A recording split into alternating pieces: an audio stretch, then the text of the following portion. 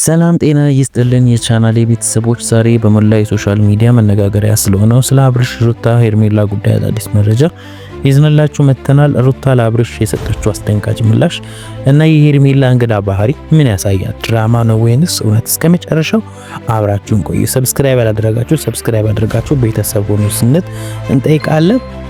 ብዙዎቻችን እንደታዘብናቸው አብርሽን በአንድ በኩል ከሄርሜላ አቅፎ ይታያል፣ በሌላ በኩል ደግሞ በሩታ ህይወት ውስጥ ጣልቃ ለመግባት ሲሞክር ተስተውሏል። ሩታ ግን በቀኝ ያለችው ይመስላል። የኔን ህይወት ለመቆጣጠር መብት የለህም ስትል የሰጠችው ምላሽ ብዙዎቹ ሴቶች ዘንድ አድናቆትን አትርፋለች።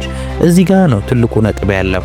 አብርሽ ራሱ ከሄርሜላ ጋር ሆኖ ሩታን ከሌላ ሰው ጋር አትታይ ማለቱ ፍጹም ራስ ወዳድነት መሆኑ ብዙዎቻችን እየተናገሩ ነው። ሌላ ትኩረት የሳበው የሄርሜላ ሁኔታ ነው።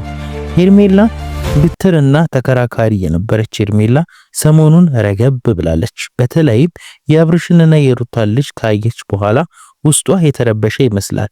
ይሄ ሁሉ ለውጥ ከጥፋተኝነት ስሜት የመነጨ ነው ወይንስ ሌላ ስልት እያዘጋጀች ይሆን? እናንተ ምን ትላላችሁ? ሐሳባችሁን ኮሜንት ላይ አስቀምጡልን።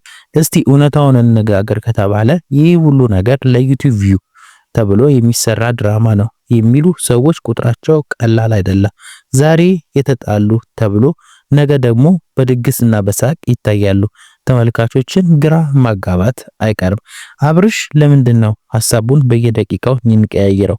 በእውነት እርቅ ይፈልጋል ወይንስ በሁለቱ ሴቶች መሃል መዋል መርጧል? እናንተ ምን ትላላችሁ?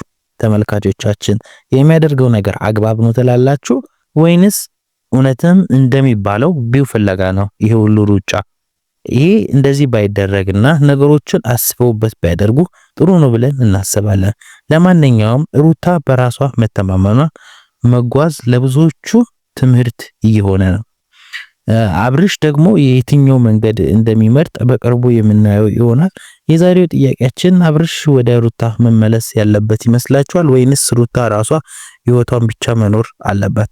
ሐሳባችሁን በኮሜንት መስጫው ላይ አስፍሩልን። ቪዲዮውን ከወደዳችሁ ላይክ እና ሼር ማድረጋችሁን እንዳትረሱ። አዳዲስ መረጃዎች እንዲደርሳችሁ ደግሞ ለቻናላችን ሰብስክራይብ አድርጉ። በቀጣይ ቪዲዮ እስከምንገናኝ ቸር ቆዩልኝ። በመቼም የማልስማማበት ዘፈን ስተወኝ ተውኩ ራሴን። አንተ ስትተወኝ እኔ ራሴን ተውኩ። ጌታ ይመስገን። አንተ ማነ ጌታ ይመስገን። አንተ ማነ ጌታ ይመስገን።